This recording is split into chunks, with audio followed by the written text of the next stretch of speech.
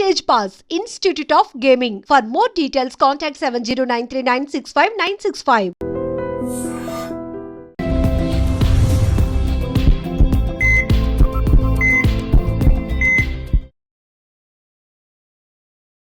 నమస్తే, welcome back to iDream media. మన ఆయుర్వేదం ప్రోగ్రామ్కి అందరికీ స్వాగతం.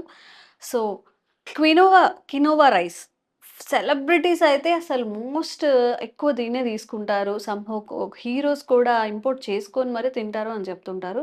ఈ కినోవా రైస్లో ఉన్న అంటే మన రైస్తో కంపేర్ చేస్తే కినోవా రైస్లో అన్ని పోషకాలు లభిస్తాయా? మనకి ఏంటి డిఫరెన్స్ ఏంటి? అవి తినడం వల్ల మన ఆరోగ్యానికి ఎలాంటి ప్రయోజనాలు ఉంటాయి తెలుసుకుందాం.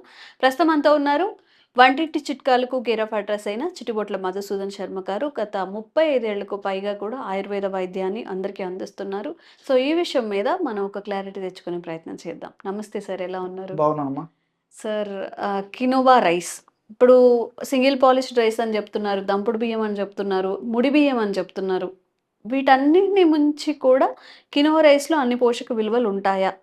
రైస్ని మించి కూడా అంటే దాన్ని తీసుకోవడంలో ఎలాంటి హెల్త్ బెనిఫిట్స్ ఉంటాయి సార్? ఈ మధ్య చాలా డిమాండ్ క్రేజ్ వచ్చిందమ్మా. కినోవా రైస్ ఒకనొకప్పుడైతే ఫారిన్ కంట్రీస్లోనే లభ్యమయ్యేది. సెలబ్రిటీస్ వాళ్ళు, హై ప్రొఫైల్ ఉన్నటువంటి వాళ్ళు, వివిఐపీస్ ఉన్నటువంటి వాళ్ళు, ఆ స్థాయిలో హై సర్కిల్ ఉన్నటువంటి వాళ్ళు వాడేవాళ్ళమ్మా. ఈ మధ్య కాలంలో మరి దాని యొక్క పాపులారిటీ పెరిగిపోయింది. దానివల్ల ఉపయోగాలు ఉన్నాయని చెప్పేసి రీసెర్చ్ ఫైండింగ్స్ కూడా రావడంతో మరి ఇంచుమించు ఎక్కువ శాతం మంది వాడేటువంటి పరిస్థితి ఏర్పడిందమ్మా. యాక్చువల్లీ దీన్ని కీన్వా రైస్ అంటారమ్మా. ఇది కూడా ఒక మొక్క యొక్క గింజలు. ఇప్పుడు మిల్లెట్స్ ఏ విధంగా ఉంటాయో అదే టైప్ లో ఒక టైప్ ఆఫ్ ఇదమ్మా ఇది కూడా. కాబట్టి ఈ కినోవా రైస్ యాక్చువల్లీ ఏమంటే అమెరికా పంటమ్మా. తర్వాత ఇతర దేశాల్లో పండించడం జరిగింది. క్రమక్రమంగా మన దేశంలో పండించడం కూడా జరుగుతుంది. మన తెలుగు రాష్ట్రాల్లో కూడా ప్రస్తుతం పండిస్తున్నారమ్మా. ఇంతకుముందు ఒకనొకప్పుడైతే కినోవా రైస్ విపరీతమైన కాస్ట్ ఉండేది కాబట్టి సామాన్య మానవునికి అందుబాటులో ఉండేటువంటి పరిస్థితి లేదమ్మా.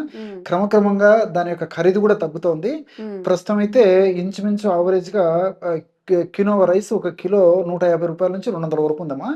ఇంకా ఖరీదు ఇంకా తక్కువ అవుతుందని చెప్పేసి అనుకుంటున్నారమ్మా. సో ఈ క్వినోవా రైస్ యొక్క ప్రత్యేకత ఏంటంటే దీంట్లో మంచి పోషకాంశాలు ఉంటాయి. రెండవది ఈ కార్బోహైడ్రేట్స్ మిగతా వాటితో పోల్చుకుంటే కార్బోహైడ్రేట్స్ తక్కువ ఉంటాయమ్మా.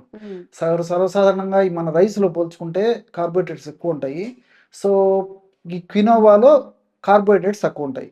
సో ఈ రోజుల్లో మనకు కావాల్సింది ఏంటంటే కార్బోహైడ్రేట్స్ తక్కువగా ఉన్నటువంటి ఆహారమే మన జీవన విధానానికి సంబంధించి సరిపోతుందని చెప్పేసి మన సైంటిస్టు, మేధావులు, డాక్టర్లు కూడా చెప్తున్నారమ్మా.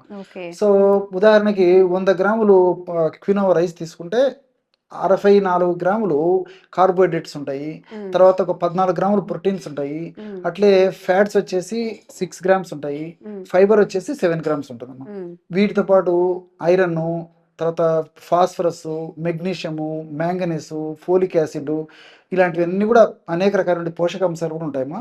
వీటితో పాటు యాంటీ ఆక్సిడెంట్ ప్రాపర్టీస్ ఉన్నటువంటి క్వర్సెటిన్ అనేటువంటి ఒక పదార్థము ఇలాంటివి కూడా ఉంటాయమ్మా. వీటన్నిటి తోడు ఇందులో ఉన్నటువంటి మరొక ప్రత్యేకత ఏంటంటే లియోలైసిన్ అని చెప్పేసి ఒక అమినో యాసిడ్ ఉంటుందమ్మా. ఈ లియోలైసిన్ అనేటువంటి అమినో యాసిడ్ 100 గ్రాములు ఈ యొక్క క్వినోవా రైస్ లో 540 మిల్లీగ్రాములు ఉంటుందమ్మా. ఇది చాలా చాలా ఉపయోగపడుతుందమ్మా.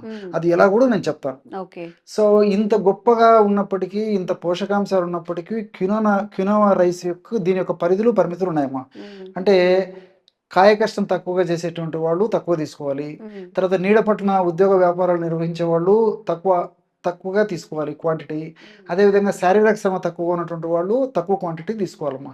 దీంతో పాటు మరి వెయిట్ పెరుగుతున్నటువంటి వాళ్ళు, కొలెస్ట్రాల్ సమస్య ఉన్నటువంటి వాళ్ళు, అదేవిధంగా ఈ ఫ్యాటీ లివర్ సమస్య ఉన్నటువంటి వాళ్ళు, ఇలాంటి వాళ్ళందరూ కూడా కొద్ది ప్రమాణంలో తీసుకోవాలమ్మా. మరి ఎక్కువగా తీసుకోకుండా ఉంటే మంచిదన్నమాట. ఎందుకంటే మిగతా వాటితో పోల్చుకుంటే, అంటే ఇప్పుడు రైస్తో పోల్చుకుంటే క్వినోవా మంచిదే, కానీ మరి కేవలం క్వినోవానే సంపూర్ణ ఆహారం అవుతుందని చెప్పడానికి మాత్రం లేదమ్మా. సో కాబట్టి అంటే పరిస్థితిని బట్టి తీసుకోవడం వల్ల మరి మిల్లెట్స్ కంటే కూడా వాటితో పోల్చుకున్నప్పటికీ ఇందులో కార్బోహైడ్రేట్ శాతం ఎక్కువ ఉంటుంది, ప్రోటీన్ శాతం ఎక్కువ ఉంటుందమ్మా ముఖ్యంగా. సో మనకు కావాల్సింది ప్రోటీన్స్ ఎక్కువ.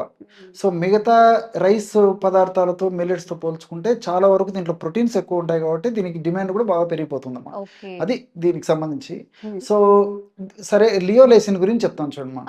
సో ఈ మధ్య కాలంలో చాలా మందికి కాళ్ళ నొప్పులు, కీళ్ళ నొప్పులు, మోకాళ్ళ మోకాళ్ళ నొప్పులు, కండరాల నొప్పులు, అలసిపోవడము, బడలిక ఇవన్నీ జరుగుతున్నాయమ్మా. దీనికి చాలా వరకు ఈ యొక్క కాల్షియం లోపం ఎక్కువ శాతం మందిలో కారణంగా ఉంటుందని అన్నమాట. ఈ లియోలైసిన్ యొక్క గుణం ఏంటంటేమా, మిగతా వాటిల్లో కొద్ది గొప్ప ఉంటే ఉండొచ్చు, లేకపోతే లేకపోవచ్చు, కానీ మిగతా ఈ మిల్లెట్స్లో కానీ లేకపోతే ఈ అదర్ రైస్ వాటిలో ఇందులో స్పెషల్గా ఇది ఉంటుంది కాబట్టి దీని యొక్క ప్రత్యేకత ఏంటంటేమా, మనం తీసుకున్నటువంటి ఆహార పదార్థంలో ఉండే కాల్షియంను బాగా ప్రేగులు పీల్చుకునేందుకు ఈ లియోలైసిన్ ఉపయోగపడుతుంది. ప్రేగులు పీల్చుకొని రక్తంలో కలిసేందుకు ఈ యొక్క లియోలైసిన్ ఉపయోగపడుతుంది. రక్తంలో ఉన్నటువంటి ఈ యొక్క కాల్షియము ఈ యొక్క ఎముకల్లోకి బాగా పోయి ఎముకలు బాగా దృఢంగా ఉండేందుకు, ఎముకలు గుల్లబారకుండా ఉండేందుకు ఈ యొక్క లియోలైసిన్ ఉపయోగపడుతుందమ్మా. సో మల్టిపుల్ బెనిఫిట్స్ ఈ లియోలైసిన్కి ఉన్నాయన్నమాట.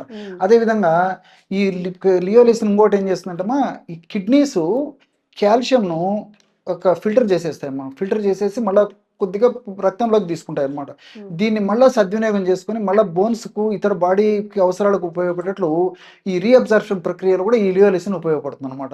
అంతేకాకుండా వివిధ రకాల కారణాల రీత్యా మానసిక ఒత్తిడి, పోషకాహార లోపము, అదేవిధంగా ఈ యొక్క వాతావరణ కాలుష్యం, వీటి వల్ల ఈ కార్టిజాలు ఇలాంటి హార్మోన్స్, బాడీకి హాని చేసేటువంటి హార్మోన్స్ మన బాడీలో ఉత్పత్తి అవుతుంటాయమ్మా. సో ఇవన్నీ ఉత్పత్తి కావడం వల్ల ఎక్కువ శాతం ఉత్పత్తి అయ్యి బ్రెయిన్ సెల్స్ని డ్యామేజ్ చేసేస్తాయి. సో బ్రెయిన్ సెల్స్ దగ్గర రిసెప్టార్స్ ఉంటాయమ్మా. సో ఈ కార్టిజాల్ వల్ల ఉత్పత్తి కార్టిజాల్ అనేటువంటి ఈ యొక్క చెడు పదార్థము ఎప్పుడైతే బ్రెయిన్ డ్యామేజ్ చేస్తుందో అప్పుడు బ్రెయిన్ సంబంధించినటువంటి వివిధ రకాలైన ప్రాబ్లమ్స్ వస్తాయి అన్నమాట. సో ఆ బ్రెయిన్ రిసెప్టార్స్ ఏవైతే ఉన్నాయో, అంటే ఈ కార్టిజాల్ను తీసుకొని బ్రెయిన్ డ్యామేజ్ కాకుండా ఉండేందుకు ఏర్పడేటువంటి రిసెప్టార్స్ను స్టిమ్యులేట్ చేసేసి ఆ రిసెప్టార్స్ను ఆ యొక్క కార్టిజాల్ బ్రెయిన్ సెల్స్లోకి పోకుండా కంట్రోల్ చేసేందుకు కూడా కొంతవరకు ఈ లియోలైసిన్ ఉపయోగపడుతుంది. అంతేకాకుండా ఈ యొక్క వైరస్ యాంటీ వైరల్ ఏజెంట్గా పనిచేస్తుందమ్మా. వైరస్ సంబంధించినటువంటి ఏమన్నా మన బాడీలోకి ఎంటర్ అయినప్పుడు కూడా వైరస్ను శక్తివంతంగా పెరగకుండా ఉండేందుకు, వైరస్ యొక్క శక్తిని నిర్వీర్యంగా చేసేందుకు కూడా ఈ యొక్క లియోలైసిన్ అనేటువంటి పదార్థం ఉపయోగపడుతుంది. కాబట్టి అంటే ఈ మధ్యకాలంలో ప్రాచుర్యం వచ్చేదానికి ఇవన్నీ కూడా ప్రధాన కారణాలుగా ఉంటున్నాయి. కాబట్టి మరి పూర్వకాలంతో పోల్చుకుంటే ఈ రోజుల్లో రేటు కూడా తక్కువ, ఇందులో ప్రోటీన్స్ ఎక్కువ, కాబట్టి అందరూ వాడుకోదగ్గ దివ్యమైనటువంటి ఆహార పదార్థంగా మరి ప్రపంచవ్యాప్తంగా గుర్తింపు పొందుతోంది. కాబట్టి మనం వాళ్ళు కూడా వాడుకోవడంలో అయితే తప్పులేదు, కానీ పరిమితులు పరిస్థితులను చూసుకొని వాడుకోవాలమ్మా. సో రైస్ లాగా వాడుకోవచ్చు, దీన్ని ఉప్మా చేసుకోవచ్చు, కిచిడి తయారు చేసుకోవచ్చు, రవ్వతో ఈ యొక్క కినోవా రవ్వ తయారు చేసుకొని దాంతో కొన్ని పదార్థాలు తయారు చేసుకోవచ్చు.